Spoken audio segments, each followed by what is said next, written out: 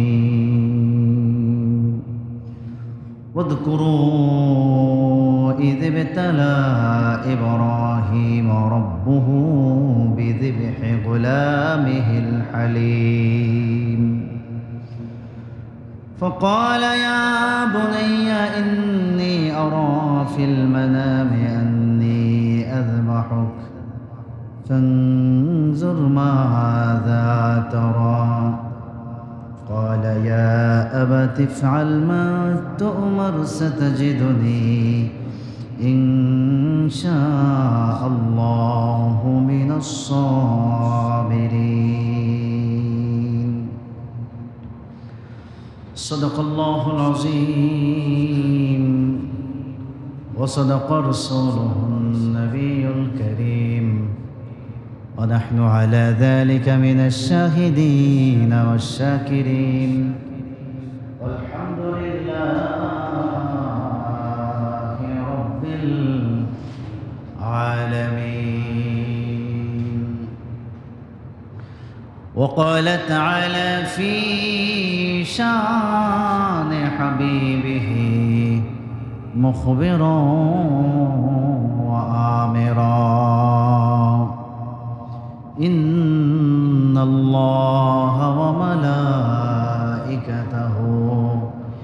يصلون على النبي يا أيها الذين آمنوا صلوا عليه وسلموا تسليما اللهم صل على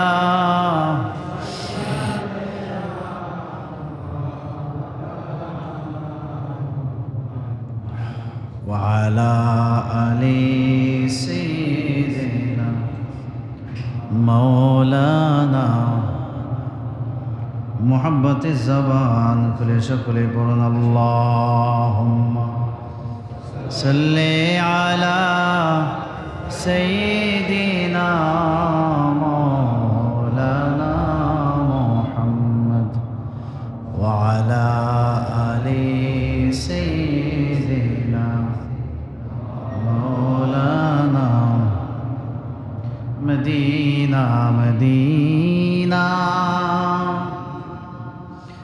مومنوں کی گنگنا ہے دیدار مدینہ عاشقوں کی تمنا ہے اللہم صلی علی سیدنا مولانا محمد وعلى آل سيدنا مولانا ذکر کریں لا الہ لا الہ الا اللہ لا الہ الا اللہ لا الہ الا اللہ لا الہ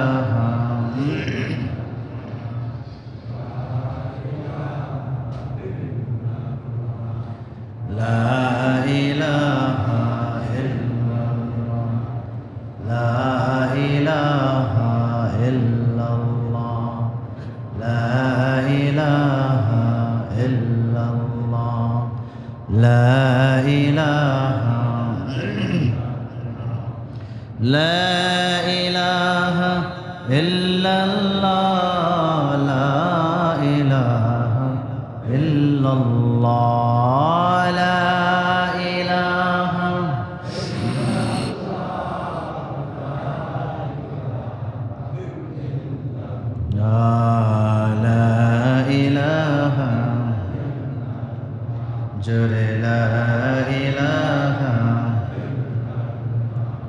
سبحان الله الحمد لله لا إله سبحان الله আলহামদুলিল্লাহ লা ইলাহা ইল্লাল্লাহ লা ইলাহা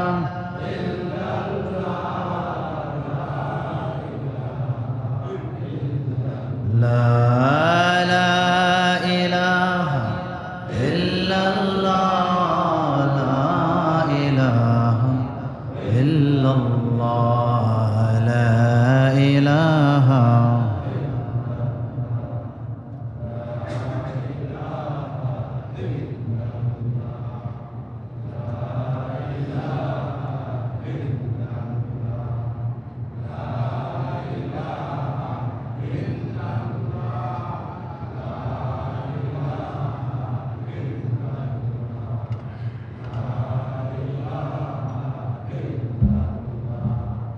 لا إله إلا الله لا إله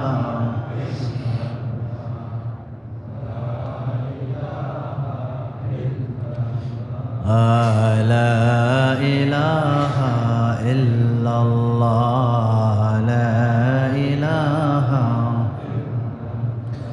لا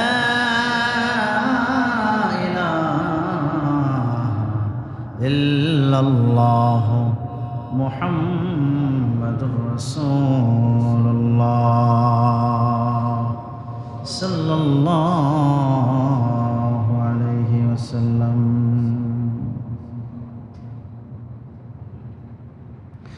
معجز مكرم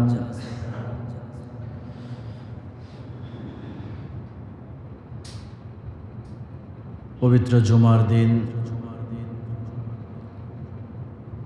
দূর দূরান্ত থেকে মহল্লার আঁকা বাঁকা পথ বেয়ে আসা মুরব্বিয়ানে কেরাম, মুসল্লিয়ানে আজম, যুবক ভাইরা, ছোট্ট বন্ধুরা, সকলের প্রতি আন্তরিক সালাম ও মোবারকবাদ। আসসালামু আলাইকুম ওয়া রাহমাতুল্লাহি ওয়া বারাকাতুহু। মহান আল্লাহ সুবহানাহু ওয়া তাআলার শাহানশাহী দরবারে লাখো কোটি শুকর সুজুদ যে মহান রব্বুল আলামিন এই পৃথিবীর সমস্ত অপসংস্কৃতির সয়লাব থেকে মুক্ত রেখে আজকের পবিত্র জুমার দিন পবিত্র জুমার নামাজ আদায় করার জন্য আল্লাহর পবিত্র ঘর মসজিদে একটু আগে ভাগে এসে দ্বীনি আলোচনা, কোরআন ও সুন্নাহ থেকে বয়ান শুনবার তৌফিক আল্লাহ তাআলা দিয়েছেন। এজন্য সকলেই অবনত চিত্তে হৃদয়ের সমস্ত আবেগ, অনুভূতি, ভালোবাসা উজাড় করে মহান আল্লাহ সুবহানাহু ওয়া তাআলাকে রাজি খুশি করার লক্ষ্যে সমস্যার সমবেত কণ্ঠে একবার বলুন আলহামদুলিল্লাহ। সকলে বলেন আলহামদুলিল্লাহ। বছর ঘুরে সে আশহুরুল হুরুম, সম্মানিত মাস, হজের মাসগুলো আমাদের মাঝে এসে উপস্থিত হয়েছে। বলেন আলহামদুলিল্লাহ। বছরের 4টি মাস আছে, যেই 4টি মাস হলো আশহুরুল হুরুম এর অন্তর্ভুক্ত, অর্থাৎ এই মাসগুলো সম্মানিত। এই মাসগুলোতে কোনো দলাদলি, মারামারি, যুদ্ধ বিগ্রহ এগুলো করা যাবে নিষিদ্ধ। এজন্য এই মাসগুলোকে নিষিদ্ধ মাস বলা হয়। এর মধ্যে জিলহজ মাস, আমরা সেই জিলহজ মাস পার করছি আলহামদুলিল্লাহ। জিলহজ মাসে আমাদের জন্য সবচেয়ে গুরুত্বপূর্ণ ইবাদত হলো পবিত্র হজ। বলেন আলহামদুলিল্লাহ। কি বলেন? পবিত্র হজ। এবং যাদের উপর হজ ফরজ হয় নাই তাদের সবচেয়ে গুরুত্বপূর্ণ ইবাদত হলো পবিত্র কুরবানি। সুবহানাল্লাহ। যে বলেন না সুবহান। কুরবানি এমন একটা ইবাদত, যে ইবাদতের মাধ্যমে আত্মশুদ্ধি অর্জিত হয়। সুবহানাল্লাহ। কি অর্জিত হয় বলেন? আত্মশুদ্ধি। কুরবানির পশু জবেহের মাধ্যমে বান্দা তার ভেতরের পশুত্ব, ভেতরের যেই অবাধ্যতা, এটাকে সমূলে ধ্বংস করার চেষ্টা করেন। কথা বলেন ঠিক কিনা?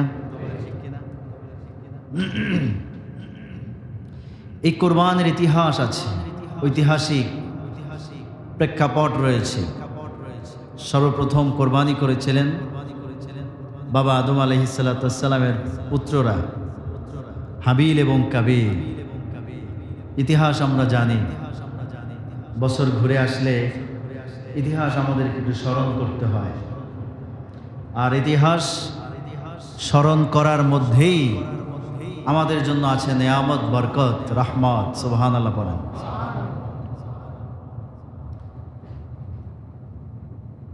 বাবা আদম আলাইহিসসালামের দুই পুত্র হাবিল কাবিল, তারা কোরবানি করেছেন। একটি মেয়েকে কেন্দ্র করে তাদের মধ্যে দ্বন্দ্ব দেখা গিয়েছিল। আল্লাহ তাআলা বলেছিলেন আদম আলাইহিসসালামকে, তোমার পুত্রদেরকে কোরবানি করতে বলো, যার কোরবানি কবুল হবে সেই মেয়েটাকে পেয়ে যাবে। কোরবানি করা হলো। আল্লাহ তাআলা হাবিলের কোরবানি কবুল করলেন, কাবিলের কোরবানি কবুল করেন নাই। তো যাই হোক, সে লম্বা ইতিহাস, আমরা সেদিকে যাব না। কোরবানির প্রেক্ষাপট শুরু হয়েছে সেই বাবা আদম আলাইহিসসালাম থেকে। যেরকম সুবহান। কোরবানির ঐতিহাসিক প্রেক্ষাপট বিশ্লেষণ করলে দেখা যায়, ইব্রাহিম আলাইহিসসালাম তিনি কোরবানি করেছেন। কেমন কোরবানি? পৃথিবীর ইতিহাসে জলজ্জান্ত প্রমাণ হিসাবে সেই ইতিহাস ঐতিহ্য রয়ে গিয়েছে। যার বলেন সুবহানাল্লাহ। সে কথাটাই নবীজি মুহাম্মদ সাল্লাল্লাহু আলাইহি ওয়াসাল্লামকে আল্লাহ তাআলা স্মরণ করিয়ে দিয়েছেন। আল্লাহ বলেছেন, আযকুরু ইযিবতালা ইব্রাহিম, হে নবী আপনি স্মরণ করেন যখন ইব্রাহিম আলাইহিসসালামকে তার রব নির্দেশ দিয়েছিলেন তার ছেলেকে, তার সন্তানকে কোরবানি করার জন্য। সুবহানাল্লাহ পড়েন, যে বলেন না সুবহান। ওয়াযকুরু ইয ইবতালা ইব্রাহিম রাব্বুহু বিযিবহি গুলামিহিল হালিম وقال يا بني إني أرى في المنام أني أذبحك। ইব্রাহিম আলাইহিসসালাম স্বপ্নের মধ্যে দেখেন তার প্রিয় বস্তুকে কোরবানি করার নির্দেশ হয়েছে। আল্লাহ রাব্বুল আলামিন নির্দেশ করেছেন। ইব্রাহিম আলাইহিসসালাম তিনি কোরবানি শুরু করে দিলেন। 100 উট কোরবানি দিয়েছেন। কয়টা উট কোরবানি দিয়েছেন? আল্লাহ বলেছেন তোমার প্রিয় বস্তু কোরবানি দাও। সুবহানাল্লাহ। ইব্রাহিম আলাইহিসসালাম কোরবানি দিয়েছেন, কিন্তু আমার আল্লাহ রাব্বুল আলামিন তাতে সন্তুষ্ট হয় নাই। আল্লাহ রাব্বুল আলামিন আবার তাকে স্বপ্নের মধ্যে দেখালেন, ইব্রাহিম তুমি কোরবানি দাও, তোমার প্রিয় বস্তু কোরবানি দাও। সুবহানাল্লাহ। ইব্রাহিম আলাইহিস সালাম আবার 100 উট কোরবানি দিয়েছেন। আবার তাকে বলা হলো তোমার প্রিয় বস্তু কোরবানি।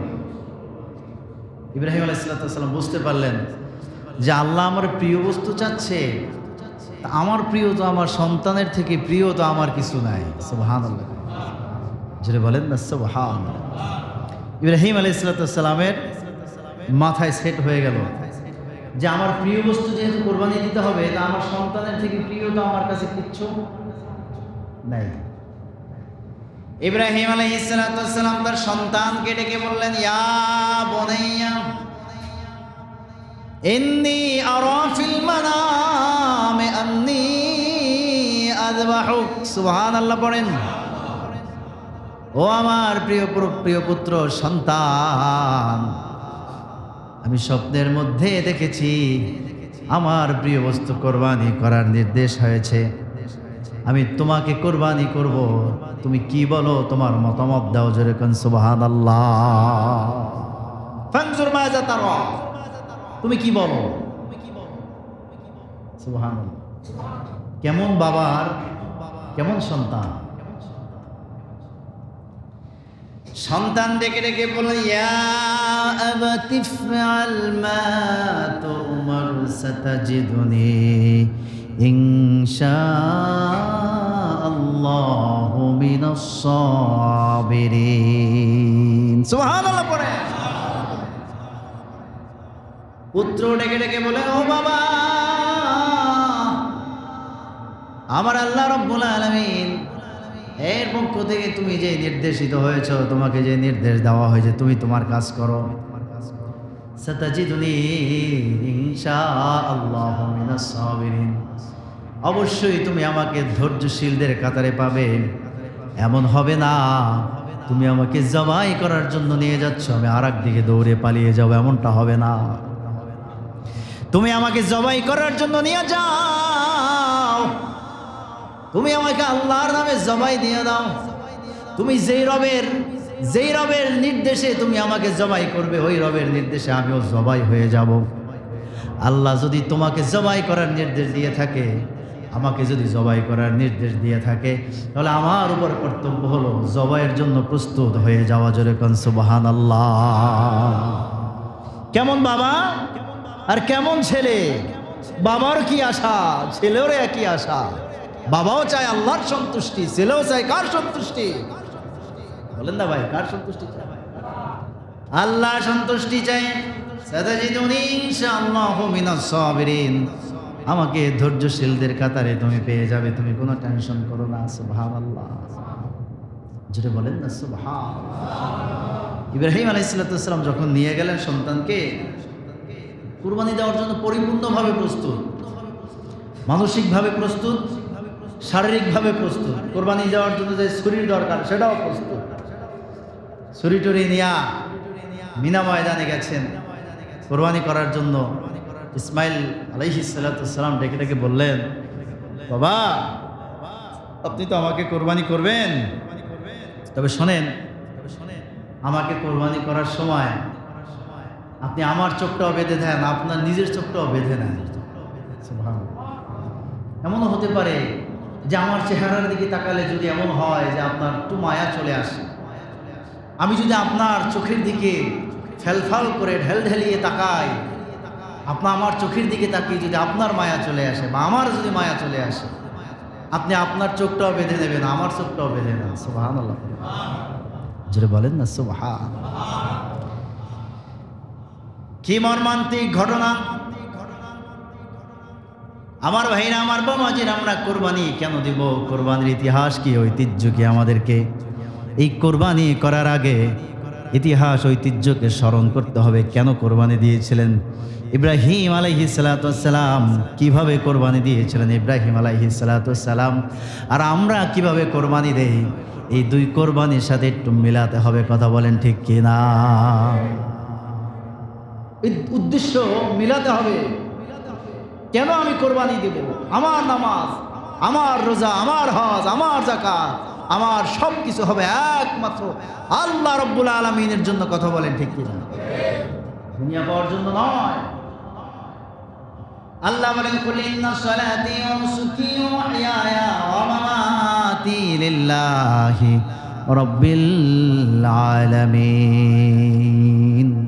বলুন, আমার নামাজ, আমার কোরবানি, আমার যাকাত, আমার সব কিছু হবে একমাত্র আল্লাহর জন্য, আল্লাহর জন্য, রব্বুল আলামিনের জন্য। জোরে কোন সুবহানাল্লাহ। কার জন্য হবে? কার জন্য? সব হবে কার জন্য? আল্লাহর জন্য, আল্লাহর জন্য। এই জীবন আল্লাহ, জীবন দিয়েছেন আল্লাহ, জীবন নিয়ে যাবেন আল্লাহ। যা করব আল্লাহর জন্য করব, যেটা করব সেটাই পাবো ইনশাআল্লাহ। আল্লাহ তৌফিক দিক, বলেন আমিন। আল্লাহ কবুল করেন, মঞ্জুর করেন, বলেন আল্লাহুম্মা আমিন। ইব্রাহিম আলাইহিস সালাতু ওয়াস সালাম যখন সন্তান বললেন, ইসমাইল বললেন, বাবা আপনি আমাকে একটু কাত করে শোয়ায় নেন, চিৎ করে শোয়ায়েন না, কাত করে শোয়ায় নেন, যাতে একটু আড়াল হয়, চেহারাটা আড়াল হয়। ইসমাইল আলাইহিস সালাতু ওয়াস সালামকে কাত করে শোয়ালেন। ধারালো তরবারি দিয়ে ইব্রাহিম আলাইহিস সালাতু ওয়াস সালাম বিসমিল্লাহ আল্লাহু আকবার বলে পচানো শুরু করলেন, কাটা শুরু করলেন। সুবহানাল্লাহ। কিন্তু গলা তো কাটে না, কাটে কথা বল না, গলা তো কাটে না, গলা তো কাটবে না, কারণ ওই ইব্রাহিম আলাইহিস সালাতু ওয়াস সালামের নসলে তো আমার নবীজির নূর আছে। সুবহানাল্লাহ পড়েন। ইসমাইল আলাইহিস সালাতু ওয়াস সালামের দেহে তো নবীজির নূর ছিল। সুবহানাল্লাহ পড়েন। নবীজির নূর মোবারক যেখানে আছে ওইটা কি কাটবে নাকি? কথা কয় না, কাটবে কোনোদিন? কাটবে না। সুবহানাল্লাহ, সুবহানাল্লাহ।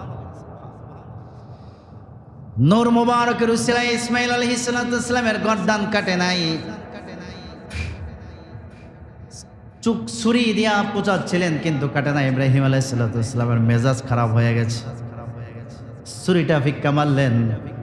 তাফসীরের কিতাবের মধ্যে এসে ছুরিটা গিয়ে একটা পাথরের মধ্যে পড়ছে, পাথরটার সাথে সাথে কেটে দুইটা টুকরা হয়ে গিয়েছে। সুবহানাল্লাহ। ইব্রাহিম আলাইহিস সালাতু ওয়াস সালাম ভাবছিলেন হয়তোবা ছুরির মধ্যে মনে হয় ধার নাই, ধার শেষ হয়ে গেছে, এমন কিছু একটা হয়েছে। কিন্তু পাথর যখন দুইটা খণ্ড হয়ে গিয়েছে, যে না ছুরিতে তো ধার আছে, আবার নিয়ে আসছে, আবার পচানো শুরু করছে। আল্লাহ রাব্বুল আলামিন বললেন, আল্লাহ রাব্বুল আলামিন, আল্লাহ রাব্বুল আলামিন ডেকে ডেকে বললেন, ওয়ানাদাইনাহু ইয়া ইব্রাহিম ক্বাদ সাদ্দাকতার রুইয়া। জোরে কোন সুবহানাল্লাহ। ইন্না কাযালিকা নাজ্জিল মুহসিনিন। ইব্রাহিম আলাইহিস সালাম ডেকে বললেন, ও ইব্রাহিম, তুমি তোমার রাতে ঘুমের মধ্যে দেখা স্বপ্নটাকে বাস্তবে পরিণত করে দিয়েছো। জোরে কোন সুবহানাল্লাহ। ইন্না কাযালিকা নাজ্জিল মুহসিনিন, নিশ্চয়ই এর প্রতিদান তোমাকে দেওয়া হবে। সকল সৎকর্মপরায়ণ যারা, সৎকর্মশীল মানুষ যারা, তাদেরকে আল্লাহ তাআলা প্রতিদান দান করবেন। জোরে কোন সুবহানাল্লাহ। ইব্রাহিম আলাইহিস সালাম তিনি আপনার পরীক্ষায় উত্তীর্ণ হয়ে গেলেন, পাশ করে গেছেন। সুবহানাল্লাহ। জোরে বলেন না সুবহানাল্লাহ। আল্লাহ তাআলা সেই জান্নাত থেকে একটা দুম্বা এনে সেই দুম্বাটা ছুরির তলে দিয়ে দিলেন, জবাই হয়ে গেল। ইব্রাহিম আলাইহিস সালাম বললেন আলহামদুলিল্লাহ। চোখ খুলে দেখে যে সন্তান পাশে দাঁড়ায় আছে, জবাই হয়ে গেছে আর এক পশু। সুবহানাল্লাহ। আর জোরে বলেন না সুবহানাল্লাহ, আর জোরে বলেন না সুবহানাল্লাহ। এই ছিল কোরবানি, এই ছিল কোরবানি। আর আমরা দেই কি কোরবানি? আমাকে নিয়ে তো গরমে, ঠিক কিনা? শুরুতেই যেহেতু আমাদের হাতে কয়েকটা দিন সময় আছে, নিয়ত সংক্রান্ত কথাগুলো এজন্য বলছি যে আপনারা তো কোরবানি আমরা সবাই দেই, ঠিক না, কম বেশি। কিন্তু কোরবানি যে দিবেন, নিয়তটাকে সহি করে ফেলেন। একমাত্র আল্লাহর জন্য যেন কোরবানিটা হয়। কোরবানিটা যেন নিছক গোশত খাওয়ার জন্য না হয়। কোরবানিটার পশুটার, বড় পশু কিনবো, সমাজে আমার নামদাম হবে, এই জন্য যেন না হয়। হ্যাঁ, আপনি অবশ্যই বড় পশুকে ক্রয় করবেন, এটা সুন্নাত। নবীজি বলেছেন, যার কোরবানির পশু যত বড় হবে, কিয়ামতের দিন তার বাহনটা তত বড় হবে। সুবহানাল্লাহ করেন। আপনি বড় পশুই দেবেন, তবে নিয়তটা ঠিক করতে হবে। নিয়তের মধ্যে যেন কোনো গরমিল না থাকে। নিছক গোশত খাওয়ার জন্য যেন আমাদের কোরবানি না হয়। কোরবানিটা যেন আল্লাহর সন্তুষ্টির জন্য হয়ে যায় ইনশাআল্লাহ। কি রাজি আছেন ইনশাআল্লাহ? আবার আল্লাহর সন্তুষ্টির জন্য কোরবানি দিয়ে গোশত সব যেন ফ্রিজের মধ্যে না ঢোকে, এদিকেও আমাদেরকে খেয়াল রাখতে হবে ইনশাআল্লাহ। কি রাজি আছেন ইনশাআল্লাহ? হ্যাঁ, সব গোশত যেন ফ্রিজের মধ্যে না ঢোকে। খবরদার, গরিব মিসকিন যারা আছে 3 ভাগ করবেন, এটা মুস্তাহাব। 3 ভাগ করে 1 ভাগ নিজে রাখবেন, আত্মীয় স্বজনকে 1 ভাগ দিয়ে দেবেন, আর 1 ভাগ গরিব মিসকিন যারা তাদেরকে দিয়ে দেবেন। যদি এমন হয় যে আপনি ভাগ দিয়েছেন একটা, গোশতই পাইছেন 10 কেজি, আপনার সদস্যই আছেন 15 জন 20 জন, তো যা গোশত আছে তা নিজে দিলে হয় না, তাহলে আপনি সব খাইয়ে ফেলেন, সমস্যা নেই। আল্লাহ তাআলা সুযোগ রেখে দিয়েছেন। সুবহানাল্লাহ পড়েন না। যদি এমন হয় ছোট্ট একটা ছাগল কোরবানি দিয়েছেন, যে ছাগলে গোশত যা হয়েছে নিজের পরিবারেরই হয় না, 3 ভাগ করে যদি আপনি দিতে যান তাহলে আপনারই আর থাকে না। সেক্ষেত্রে আপনার সুযোগ আছে, আপনারা নিজেরাই খান, আল্লাহর শুকরিয়া আদায় করেন এবং কোরবানিটা আল্লাহর নামে দেন, সুবহানাল্লাহ পড়েন।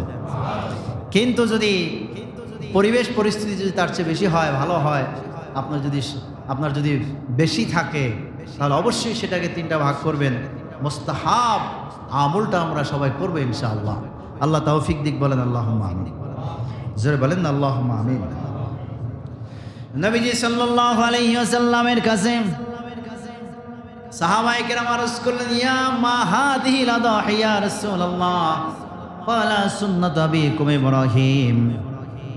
সাহাবায়ে কেরাম জিজ্ঞেস করলেন, ইয়া রাসূলুল্লাহ, ইয়া হাবিবাল্লাহ, কুরবানির ঈদটা আবার কি, কুরবানিটা আবার কি? নবীজি ইরশাদ করলেন, সুন্নাতু আবিকুম ইব্রাহিম, এটা হলো তোমাদের বাবা ইব্রাহিম আলাইহিস সালাতু ওয়াস সালামের সুন্নাত। জোরে কোন সুবহানাল্লাহ। ইব্রাহিম আলাইহিস সালাতু ওয়াস সালাম আমাদের বাবা হন, জানেন তো কি হন? মুসলিম জাতির পিতা, মুসলিম জাতির পিতা। আমরা তো আবার পিতা বলতে আবার জনক বলতে আবার অন্য কাউকে বুঝি। খবরদার, মুসলমান জাতির পিতা হলেন ইব্রাহিম আলাইহিস সালাতু ওয়াস সালাম। সুবহানাল্লাহ পারেন না? যদি বলেন না সুবহানাল্লাহ। মুসলিম জাতির পিতার নাম কি বলেন সবাই, বলেন সবাই বলেন। মুসলিম জাতির জনক হলেন নবী ইব্রাহিম আলাইহিস সালাতু ওয়াস সালাম। এজন্য খবরদার, জাতির জনক আবার এদিক সেদিক নিয়েন না, খবরদার। আল্লাহ হেফাজতে রাখুক, বলুন আল্লাহুম্মা আমিন। জোরে বলেন আল্লাহুম্মা আমিন। এরপরে সাহাবায়ে কেরাম জিজ্ঞেস করলেন, ইয়া রাসূলুল্লাহ, ইয়া হাবিবাল্লাহ, তাহলে এই কোরবানির পশু যদি আমরা কোরবানি করি তাহলে কি পরিমাণ সওয়াব পাওয়া যাবে, কি পরিমাণ নেকি পাওয়া যাবে? নবীজি সাল্লাল্লাহু আলাইহি সাল্লাম ইরশাদ করলেন, তোমরা যেই কোরবানির পশু কোরবানি করবে, এই পশুর মধ্যে যত পশম আছে, এই পশম পরিমাণ সওয়াব তোমার আমলনামায় লিখে দেওয়া হবে। জোরে কোন সুবহানাল্লাহ। সাহাবায়ে কেরাম বললেন, ইয়া রাসূলুল্লাহ, ভেড়ার গায়ে তো পশম বেশি, যদি আমরা ভেড়া দেই? নবীজি বললেন, হ্যাঁ, তুমি যদি ভেড়া দাও, এমন পশু দাও যেই পশুর গায়ে পশম বেশি, ভেড়া দাও, তাহলে ওই ভেড়ার গায়ের যত পশম আছে তত পরিমাণ সওয়াব তোমার আমলনামায় লিখে দেওয়া হবে। জোরে সুবহানাল্লাহ। জোরে বলেন না সুবহানাল্লাহ। আর জোরে বলেন না সুবহানাল্লাহ। এজন্য আমরা হারন্ত পশু ক্রয় করবে ইনশাআল্লাহ এবং কোরবানি দেওয়ার চেষ্টা করবে ইনশাআল্লাহ। কি রাজি আছি? কথা বলেন না। হারন্ত বোঝেন তো? হ্যাঁ, শক্তিশালী পশু। অনেকে আছে একেবারে ঠ্যাং ভাঙা, শিং নাই, কান নাই, কোনোরকম একটা ধাক্কাইয়া বাড়ি নিয়ে আসে কোরবানির গরু। এই ধাক্কাইয়া বাড়ি নিয়ে আসলে কোরবানির গরু, ওইটা দিয়ে কোরবানি হবে? হ্যাঁ, যদি এমন পশু হয় যেই পশু জবেহের জায়গা পর্যন্ত হেঁটে যেতে না পারে, ওই পশু দিয়ে কোরবানি হবে না। হবে? ওই পশু দিয়ে কোরবানি হবে না। অর্থাৎ এতটুকু শক্তি কোরবানির পশুর গায়ে থাকতে হবে যে নিজের পায়ে হেঁটে যেন জবেহের জায়গা পর্যন্ত যেতে পারে। এই জন্য লোলা, পা নাই, হাত নাই, কান নাই, চোখ নাই, শিং নাই, একেবারে নাই, এই ধরনের পশু দিয়া কোরবানি করা যাবে না। যাবে? শিং যদি ভাঙা হয়, সামান্য ভাঙা হয় সমস্যা নেই, কিন্তু শিং যদি একেবারে গোড়া থেকে উঠে যায় কোনো কারণবশত, গোড়া থেকে যদি শিং উঠে যায়, ওই গরু দিয়া কোরবানি হবে না। তবে যদি কোনো গরু এমন হয় যে জন্ম থেকেই শিং নাই, এরকম আছে না, জন্ম থেকেই শিং নাই, ওইটা দিয়ে কোরবানি হবে। কিন্তু শিং যদি ভেঙে যায়, খুঁত আসে, খুঁত চলে আসে, তাহলে ওইটা দিয়ে কোরবানি হবে? বলেন না, হবে না। কোরবানি 7 ভাগে দিতে পারবেন। কয় ভাগ? বলেন না। 7 ভাগ দিতে পারবেন। তবে ভাগী যারা থাকবেন সবাইকে এক মনের হতে হবে, সবাই আল্লাহর জন্য কোরবানি দেন, এই চিন্তা ভাবনা নিয়ে সবাই দিতে পারবেন। সর্বোচ্চ 7 ভাগ দিতে পারবেন, সর্বোচ্চ 7 ভাগ। 1 ভাগে দিতে পারেন, 2 ভাগ দিতে পারেন, 3 ভাগে দিতে পারেন, 5 ভাগে, 4 ভাগে দিতে পারেন, 6 ভাগ, 7 ভাগে আপনি 7 ভাগ পর্যন্ত দিতে পারবেন। তবে গরু, উট, মহিষ এগুলো 7 ভাগ হবে, কিন্তু ছাগল, ভেড়া ও দুম্বা এগুলা 7 ভাগ হবে না। এগুলা কি? 1 ভাগ দিতে হবে, 1 ভাগ দিতে হবে। আপনি যদি 3 জন মেলেন, যে একজনে দেবেন 2 ভাগ, আর একজনে দেবেন 1.5 ভাগ, আর একজনে দেবেন বাকিটা, এটাও করা যাবে। অর্থাৎ 1.5 2.5 ভাগও করা যাবে, সমস্যা নেই। খরচাটা এইভাবে বহন করতে হবে। তবে 1/2 কম দিয়ে আধা ভাগ দিবেন, এটার সুযোগ নাই। আবার আধা ভাগ দেওয়া যাবে না, যাবে? বলেন না। যদি এমন হয় যে 2 ভাই আছেন, কোরবানি দেওয়ার সামর্থ্য নাই, কিন্তু ভাই 2 জন আছেন, তো কোরবানির 1 ভাগ দিতে গেলে 10,000 টাকা লাগে। কয় হাজার? 10,000 একজনের পক্ষে দেওয়া সম্ভব না। 2 ভাই 5,000 করে 10,000 দিতে পারেন, কিন্তু 2 ভাইয়ের নাম দেওয়ার সুযোগ নেই এখানে। 2 ভাই মিলে দেন, আপনার মায়ের অথবা বাবার পক্ষ থেকে আদায় করে দেন। এরপরে আপনারা সবাই মিলে ভাগে যোগে আল্লাহর নাম নিয়ে বিসমিল্লাহ বলে আপনারা খান। ঠিক আছে তো? এই মশালাগুলো আমরা খেয়াল রাখবো ইনশাআল্লাহ। আল্লাহ তৌফিক দিক, বলেন আমিন। আল্লাহ মঞ্জুর করেন, বলেন আল্লাহুম্মা আমিন।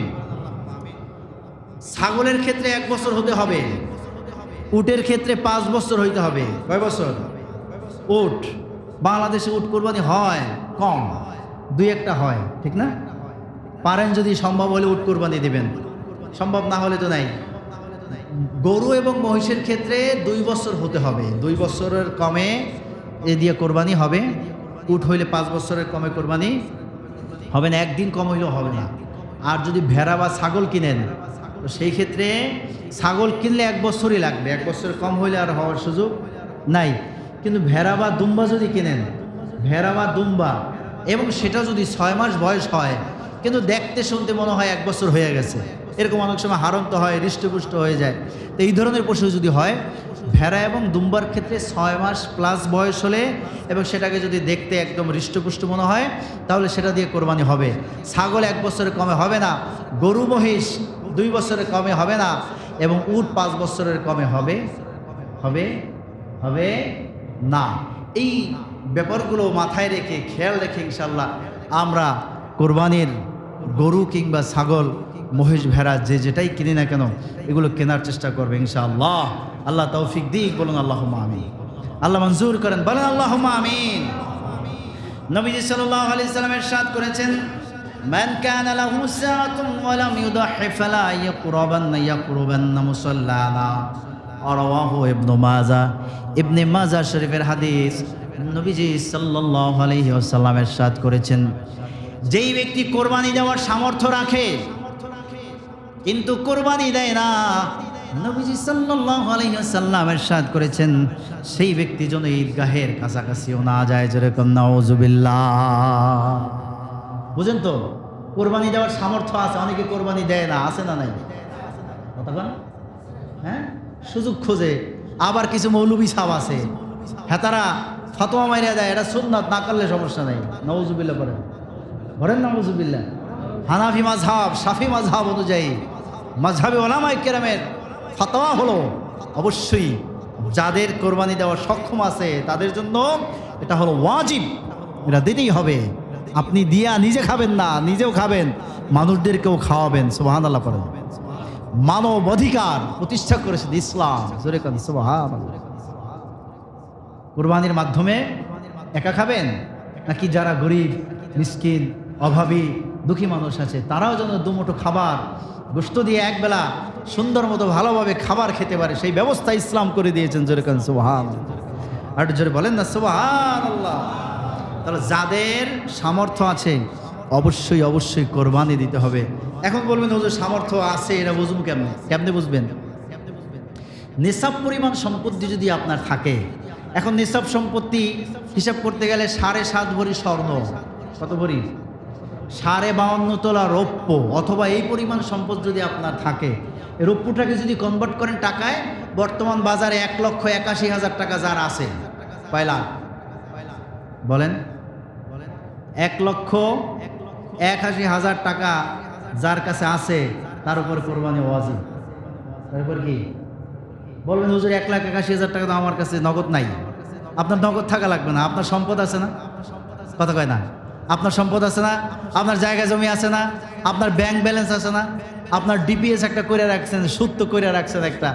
আপনি যেইভাবেই করেন না কেন, আপনি সম্পদের মালিক হয়ে রয়েছেন। আপনি যেভাবেই হোক, আপনি যদি এই সম্পদের মালিক থাকেন, এই 3 দিনের মধ্যে, কোরবানির এই প্রথম 3 দিনের মধ্যে, 4 দিন, কিন্তু প্রথম 3 দিনের মধ্যে যদি আপনার এই সম্পদ কোনোভাবে আপনার কাছে চলে আসে, তাহলে আপনার উপর কোরবানি ওয়াজিব, আপনাকে কোরবানি দিতেই হবে। কথা বলেন ঠিক কি? দেব তো ইনশাল্লাহ? দেব ইনশাল্লাহ? সবাই কোরবানি দেব তো ইনশাল্লাহ? সবাই কোরবানি দেওয়ার চেষ্টা করবে ইনশাআল্লাহ। আল্লাহ তৌফিক দিক বলুন আল্লাহুম্মা আমিন। নবী সাল্লাল্লাহু আলাইহি ওয়াসাল্লাম কত সতর্ক দিয়েছেন, ফালা ইয়াকরুবান্না মুসাল্লানা, সেই জন্য ঈদের নামাজ পড়তে ঈদগাহের ধারে কাছেও না আসে, ঈদগাহ থেকে অনেক দূরে থাকবে। যদি কোরবানি দেওয়ার সক্ষমতা থাকার পরেও শুধু যদি সে কোরবানি না দেয়, জোরে কর নাউযুবিল্লাহ, আর জোরে বলেন না নাউযুবিল্লাহ। এই জন্য খবরদার আমার ভাইরা, আমার বাবাজিরা, যাদের উপরে কোরবানি দেওয়ার সক্ষমতা আছে অবশ্যই অবশ্যই কোরবানি দেবেন ইনশাআল্লাহ। আল্লাহ তৌফিক দিক বলুন আল্লাহুম্মা আমিন। কোরবানির যে ইতিহাস আছে, ঐতিহ্য আছে, এই ইতিহাস ঐতিহ্যকে স্মরণ করবেন ইনশাআল্লাহ। আল্লাহ তৌফিক দিক বলেন আল্লাহুম্মা আমিন। এখন তো আছে আমরা আছি এমন এক বিপদে, পৃথিবীর মুসলমান আজকে বিপদে। আমাদের পার্শ্ববর্তী দেশ ভারতে, সেখানে আপনার কি বলে সরকারিভাবেই সরকার দলীয় যিনি প্রধান আছেন তেনাদের মাধ্যমেই কোরবানি দেওয়া নাকি নিষেধ করে দিয়েছেন। নাউজুবিল্লাহ, জোরে বলেন না নাউজুবিল্লাহ, জোরে বলেন না নাউজুবিল্লাহ। আবার দেখি তাদের জাতি ভাইরাই তাদের বিরুদ্ধে লাগছে, কারণ আমাদের আর বেশি কিছু বলার দরকার নেই। কথাক্ষণ ঠিক কিনা? হ্যাঁ, হেতাগো মা, হেতাগো মা, হেতারা সবাই কয় যে কোরবানি করা যাবে না, গরু খাওয়া যাবে না। আবার চুপিসারে গিয়ে হেতারা এই গোস্ত খায়, মজা করে চিবিয়ে চিবাইয়া খায়, ঠিক কিনা? কথাক্ষণ না? হ্যাঁ, দেখছেন না আপনারা? বলে যে কোরবানি দেওয়া যাবে না, আবার যে বলে সেই আবার গোপন কক্ষে গিয়া, কারণ গরুর গোষ্ঠীর চেয়ে মজা তো কোনো খাবার নাই। সুবহানাল্লাহ, নিয়ামত দিচ্ছেন কে? কথা কয় না, জোরে বলেন। যত গোশত আছে সবচেয়ে মজার খাবার হলো গরুর গোশত, ঠিক না? গরুর গোশত দিয়ে যত কিছু বানানো যায়, এত কিছু অন্য কিছু দিয়ে বানানো যায় না, ঠিক কি না? এই জন্য আপনি বড় বড় রেস্টুরেন্টে দেখবেন বিফের আলাদা আইটেম থাকে এবং এটার ডিমান্ডও থাকে অনেক বেশি। সুবহানাল্লাহ। তো হেতারা জনসমাবেশে বলে গরুর জবাই চলবে না, গরুর গোশত খাওয়া যাবে না, গরু আমাদের মা। গরু যদি তোর মা হয়, বাপটা কই? বাপের খবর নাই, মা লইয়া লাফালাফি আছে না নাই? কতক্ষণ না? তো হেতারা আপনার জনসম্মুখে বলে যে গরুর গোশত খাওয়া যাবে না, অথচ আবার অন্দরমহলে গিয়া তারাই বাটির পরে বাটি, 3 বাটি 4 বাটি 5 বাটি এক বসনে খাইয়া ফেলায়, ঠিক কিনা? এজন্য আল্লাহ এদেরকে হেদায়েত নসিব করেন, বলে না আমিন। আল্লাহ এদেরকে হেদায়েত নসিব করেন, বলে না আমিন। আল্লাহ, জানি না আল্লাহ এদের ঈমান নসিব করবে কিনা, তবে সত্য এমন এক জিনিস, সত্য মানুষকে গ্রহণ করতেই হয়। আল্লাহ ওদের বিবেক বুদ্ধির শুভোদয় দান করুক, আল্লাহ তাআলা ওদেরকে ঈমান নসিব করেন, বলেন আল্লাহুম্মা আমিন। আমাদেরকে পৃথিবীর হিন্দুত্ববাদী, ইহুদিবাদ, খ্রিস্টানবাদ, এদের চক্রান্ত থেকে তামাম দুনিয়ার মুসলমানদেরকে আল্লাহ তাআলা হেফাজতে রাখুন, বলুন আল্লাহুম্মা আমিন। আল্লাহ তাআলা আমাদেরকে এই পবিত্র ঈদ উল আজহার মাধ্যমে, কোরবানির মাধ্যমে নিজেদের নফসকে কোরবানি করে আল্লাহর সন্তুষ্টি অর্জন করার তৌফিক দান করুন, বলুন আল্লাহুম্মা আমিন। ওয়া আখিরু দাওয়ানা আনিল হামদুলিল্লাহি রাব্বিল আলামিন। ওয়াসসালামু আলাইকুম ওয়া রাহমাতুল্লাহি ওয়া বারাকাতুহু।